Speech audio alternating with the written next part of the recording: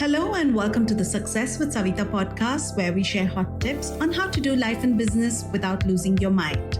I'm your host, Savita Nanjappa, entrepreneur, high-achieving 9-to-5er turned transformational success coach, helping you create a wildly successful business. Come hang out with me and other fabulous humans like you every week for stories and chats packed with a healthy dose of tips, resources, how-tos, and real talk. Side effects may include a happier and more confident you with each passing day. Hi, and welcome back to another episode of the Solo Pod, where I'm going to be the only one talking to you, as has been the case for the last few episodes, because we are doing, of course, a couple of things, which is the Success series, and then I have some topics that I would like to share with you. So with that, today's topic is not really a topic. I'm just going to be sharing updates about what's been happening at my end. I thought every now and then a check-in to share what's going on behind the scenes may be of interest to you. Let me know, of course. We could always change this up. But today is not specifically any topic, but more reflection on my side and a couple of things that I want to share, a couple of things that we are working on. So with that, let's get started. As always, thank you for tuning in. Thank you for listening to me. I'm really grateful that you're here listening to me and giving me your attention, and I hope to make it worth your while. What I'd like to begin with for what I had in my mind today is reflections. Lately, I've been reflecting about, it's October. As I'm recording this, it's going almost the middle of October. It's a rainy day today here where I'm recording from, which is Bangalore. And when October 1st hit this year, the first thing I said was, oh my gosh, it's already the end of the year. And I can't believe 2024 has gone by so fast. And that got me thinking that in the last couple of years, I seem to be saying that. And I seem to be saying, wow, how fast has it gone? And I feel like it's going by so fast that I'm really not being able to stack up wins, impact, projects, things like that. Now, that could be because either I am just in the place of doing versus place of being, it also brings to question whether I'm being mindful when I'm doing the work that I'm doing. Or it's just generally the speed at which time is moving when you're busy. Each day is going by so fast. But what I didn't like is every time I seem to be saying this, and why am I saying this? And that brought me to thinking that the reason that I'm saying this is because when we say, oh my gosh, it's just 3 more months to 2025, it means, at least for me, it means there's so many things that are still to be done. And now when I look back on this year, I feel like I've been going super slow. I could have been going really fast, and that's something I do want to change for 2025. I want to start hitting out those big wins right from the beginning versus, thinking I have 12 months to do it. And most of all, I don't want to keep saying every year it's gone by so fast. I don't want to say that anymore. So I want to be more intentional. I want to make each day count. Something that I look back on is same time last year, we had started renovating my terrace, my home office. 4 months later, it was done. That was this year, Jan. And I still have to put up a few pictures on the wall. There's still some amount of unfinished work to be done. There's a bit of clutter. I haven't had my first party in the bar that we built. And that has really bothered me because how long does it take to do these things? Which means I'm going really slow thinking I have a lot of time. And then just before you know it, the year's gone by, which I don't want to do. So I'm actually building a list of things that I must do every month. I want to do. Because if I don't do it, I'm going to spend, and I do it just, a little bit here, a little bit there. Just do it like in this little bite-sized amounts. I'm never going to feel like, wow, I've really done stuff this year. I've really maximized my year. And I want to feel like that. It's been a while since I felt like that. So I want to feel like that. And that's something that I've been reflecting on. So more intentionality, more being present, more trying to live each day to its fullest, not just from a work perspective, which I seem to be doing fully well, but also from a living perspective, more finding the joy of living, which is something that I need to do more of for sure, because I have a beautiful terrace. I have a beautiful garden on my terrace. May not be the best, but it's my version of, nice. It's a great space for me to chill. I haven't sat down on my terrace to read. I mean, I sit in my office, but not really on my terrace to sit down and read, and I'd like to do those things. Some other things on my mind, which I need to do over the next couple of months, is we are going through a home renovation, which is a big thing, but a most needed thing in my life right now. We need to kind of really modernize, upgrade the look and feel. So doing some home updates, that's going to start now, which is good. So I'll actually end up leaving the year with having completed that, which means then I can, entertain more. I can invite a lot more friends, because the refresh is something that will allow me to make space and build space for entertaining. Alongside that, I'd like to also move around some furniture, declutter more. This is something I think when my child was born, it began, and my daughter is 11 now. It's just not ended. We just seem to have accumulated so much clutter, toys, clothes, books. All of this needs a huge amount of decluttering, and that's something I want to focus on.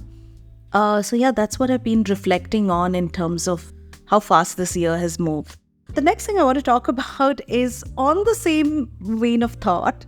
I want to do things that I want to do more of. I was thinking, what is it that I want to do more of that would make me feel like really anchored into this year, or to each month, and to feel, like I said, the joy of living.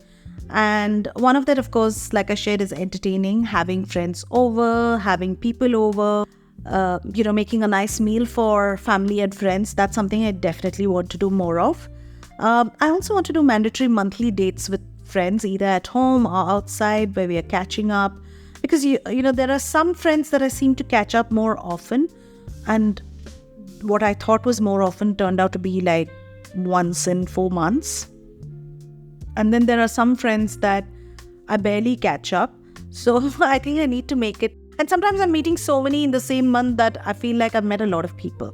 So I really don't want it to be, again, so all over the place and inconsistent. I'd like to be more consistent. So that's something that I want to do more of: mandatory monthly dates with friends, mandatory monthly calls with friends who are overseas, which I, again, don't do enough of. And something new that I want to start is my parents are aging, and I'd like to spend a little bit more time than my weekly visits. So I want to move to setting up a little bit of working space, or at least being able to work for half a day from my parents' place. So I'm thinking I want to do that at least 1 day per week, once in 10 days, spend a day working from my parents' house. And also during that time, I can do a little bit more for my folks, either, making them a meal, helping them, with some errands, stuff like that I want to do. And I'd also like to incorporate, I've started to do this, but now I want to do it more, like calendared, mandatory, where I'm working from a co-working space or even a cafe every week, 1 day a week. I want to be working from there, because I really need to get out of my own space, my own head, spend some time around other people. I like being around people. I worked in the corporate world for 17 plus years, so it's a part of my DNA, part of my inbuilt work ethic to be surrounded by people. Solo working can get difficult, especially if I'm not on camera, if I'm not connecting with my clients online. It can get very quiet, very boring, very lonely sometimes. And I like the energy that I can get from in a working space where there are other people working as well. So a little bit of that. So that's what I do want to do more of, to make sure that I'm having the full lived experience and enjoying every little nook and corner of my house that I'm now updating so much. Do more of that, right? I'm going to release a whole episode on what I want to do more of and what I want to do a little less of, and I'm going to give you ideas as well for how you can build this list. Let me know if that's something that would interest you. I'd love to do a whole episode on that. Moving on, one thing that I'm implementing, this I wanted to share, is work hours that can change into blocks, right? Every day, for as long as I've known my working life, and of course school and college life, working hours or school hours or college hours have always been between that, post 8 a.m. in the morning to, about 6 p.m. in the evening. And of course, sometimes in my corporate life, that was 7, 8 p.m.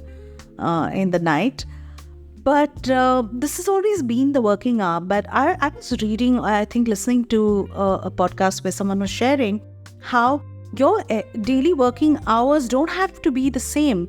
You could block your work. For example, today, if you decide to work from 12 noon to 7 p.m., that's one block of work. That's one chunk of work, right? Maybe the next day you can start at 3 p.m. and work through till 9 p.m. May not work for everyone. And maybe another day you can start at 6 a.m. And work till 12 noon. Right? So you can have these different blocks of time. I think that's very interesting, especially for someone like me, because I have specific coaching days, but the other days are more, there are not many meetings. It's more solo work that I'm doing, content creation days. So those are days that I could implement blocks of time. That's one. Second, my evenings are bookended. My mornings and evenings are bookended with a couple of activities which are a little more rigid, which is my evenings are always between 4:35 p.m. To about 6:37 p.m. is with an activity for my child, just driving my child to her after school classes, her music class, her after school activities, right? And I'm the driver on duty. And sometimes, of course, my husband's doing a part of it. Either I do the drop off, he does the pickup, stuff like that. So I definitely have that most weekdays. And I could do that as my break and then come back and maybe sit down and put in a couple of hours, something like that. I want to experiment with my blocks of work. And there are days that I could, put my child on the bus to school and then I could start my working day then. I'm going to experiment. I'll let you know how that experiment goes. But I really like to experiment up this regular working day and see if I can get more done, if I'm like chunking it down and starting my work day at different times. We'll see how that goes. Another thing that I want to implement is lately I have realized that I have so many different apps that I need to look up for research, for reading up, getting myself updated, knowing what's in the news and all of that. And there are certain interest topics that I follow that I'd like to know about, that it does end up being a doom scroll or mindless scrolling. And I want to reduce it. And I think this is true for many people. Many people talk about wanting to reduce their screen time. I've said this before. I continue to work on it. And it doesn't matter if it continues year after year, but I'm at least working on it with intentionality to try and reduce my screen time and scrolling time. Moving on from that, what I'm doing more of now, this is something that I've started doing a lot more of. It's taken me a long time to start appreciating and enjoying exercise. Yeah, I know. But going to the gym has not been something that has been easy for me in the last few years since my child was born. Either because the timing didn't suit, something else was happening, there was school hours, all kinds of stuff, right? I finally found a class where I can go between 7:30 a.m. to 8:30 a.m. It's a CrossFit class that I do, where I do strength training 3 days a week, 2 days of conditioning or MMA. And it's taken me a long time to start to look forward to it, to start to show up for it more consistently, to not think about that class, that session and think, oh my God, do I have to go to the gym today, and not feel tired and exhausted. I've stopped feeling tired and exhausted, let's put it that way. But what I'm also enjoying alongside that is now trying to increase my steps for the day. I do spend a lot of time sitting in a chair because of the kind of work that I do, which is coaching. I can't be walking around and chatting online, right? I have to be in front of the camera on screen. But I'm trying to incorporate more steps into my day. And one thing that has been magical for me, which I highly recommend for everyone, primarily if you're in your 40s, if you're aging and you feel like you're finding some kind of flexibility issues, mobility issues, stiffness around your knees, around your joints, trying out physio can be a game changer. It has been for me. I had a niggling shoulder pain which turned out to be a frozen shoulder, and I had knee pain, and I thought, oh wow, I'm really aging fast, and of course sitting doesn't help knee pain. And what I figured out when I went to a physiotherapist was my friend Suman put me in touch with this physiotherapist, and I just went for one session and I could lift my shoulder, like lift my arm up. So I have been doing physiotherapy for my shoulder, but I also got her to work on my knees and found out that I just had tight IT bands. And here I was thinking that I may have to go to an MRI and whatnot.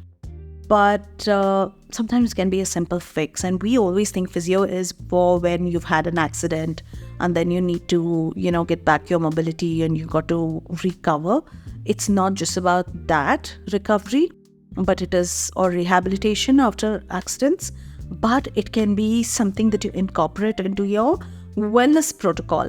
And talking about that, therefore, I'm building my wellness protocol because I am very interested in longevity. I'm very interested in aging well. I'm very interested in being and maintaining my energy levels, my strength, my endurance. Talking about physical endurance, right?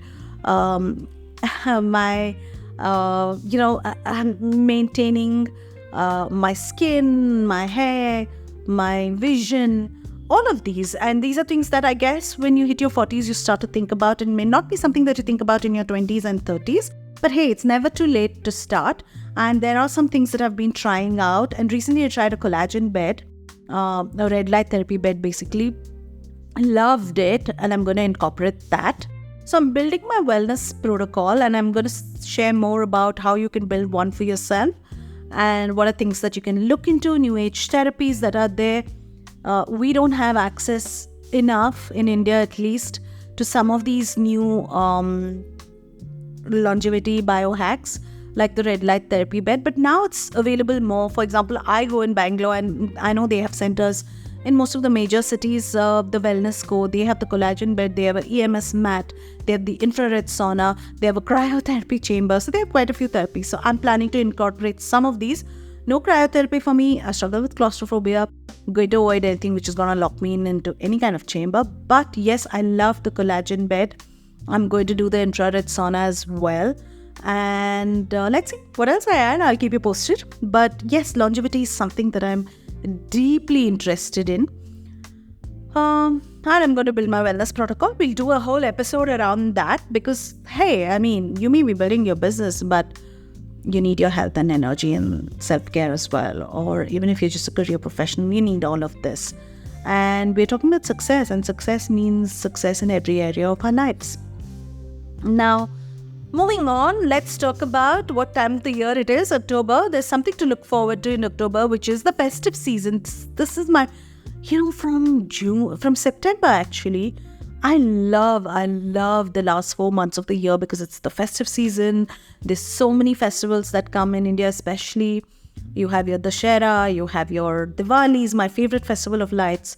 And then, of course, you go into Christmas. My daughter loves her Halloween. And I really look forward to these 4 months. I love it so much. And it really fills me with positivity, with joy. And I make a lot of plans during this time. There may be some travel as well a little later in the year. But yeah, favorite season, and I want to make the best of it. On the work front, here are some quick updates on the work front. What's coming up next for me next week, or by the time you listen to this, is the NAS Summit that I signed up for. It's my intention every year to go to a few events, a few conferences, learning workshops. And this year, one of the things that I chose to do was go to this NAS Summit, which is the Creator Summit run by Nas Daily. The very famous YouTube creator is coming to Mumbai, and I'm headed there. And I'm very interested to see what's happening in that space, meet other creators, learn more. Primarily because I also want to make the transition from just being a coach to a creator, because that, I think, that mindset shift, I think, will help me create more content, video content, I mean. So I'm looking forward to the summit. And when I get back, I'm going to give you download of what happened in that summit. That's for sure. So I'll make a whole episode around that. So that's coming up. Next is we've been working on some gratitude journals. This was something that I've had on my wish list forever. And then finally, we are making it happen. I think it's been about 2 years since I wanted to do this. This is something that I give to all clients who sign up to work with me one-on-one as part of their welcome kit. We give out journals and a few other things, but I wanted to make my own and finally got started on that. I'm really excited for what's being created, what's being designed. You'll see. We're going to have it out in the next couple of months. So that's happening as well on the work front. Also, what's coming up is it's workshop season. Group programs are launching. I haven't done this for a couple of years now, and now I'm back and I'm feeling high energy. I'm feeling like wanting to do it again. So I'm launching group programs.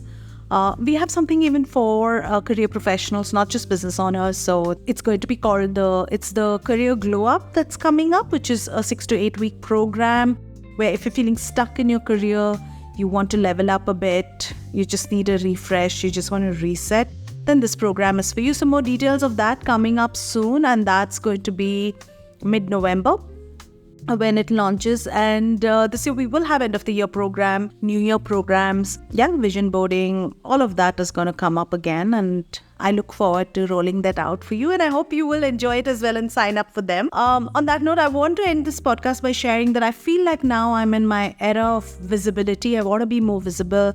I want to show up more on camera. I have been quietly grinding away in the background, putting together my different business models to work, testing out different frameworks. But now it's time. Now it's time to be visible. I was also, if I've not shared, let me share it again, that I've been dealing with burnout and overwhelm in the last 12 to 15 months. And I took some time off to just focus on just client work and dealing with my energy and all of that. And now I feel more positive, more confident, stepping out and stepping up. So I'm in the era of visibility for me. It's my era of visibility right now. And on the podcast coming up for the next, I know what my topics are for the next 16 weeks. So I have very interesting topics coming up. We are going to also add in some guest interviews, some very interesting guests also coming up in the following months. And I hope you like everything that I've got in the lineup. I'm very excited to talk about it. And with that, I'm going to call this episode a close. Those are my updates. If you like what you heard, please, God, let it be a 5-star rating. But leave me a rating, give me a follow, leave a review, good reviews. It still help the podcast grow. And the more that you do and the more people it can reach and the more people who listen and the more people who like this, it may just help me get into the top 100, which is my desire and vision for this podcast. So there you have it. Everything that has been brewing in my head, I'm sharing that with you. Let me know what you think of this episode, and I will see you on the next episode. Thank you for tuning in. Have a wonderful rest of the month, and I'll see you on the next episode. Thank you for listening to the podcast. If you like this episode and you want more, you can go to the show notes on my website, which is successwithsavita.com/podcast. If you like what you've heard so far, I would be grateful to you if you could leave me a 5-star review, subscribe to this podcast, and share with a friend who may find this useful. You can also follow me on my Instagram @successwithsavita and DM me any questions you may have, and I will be happy to answer them for you.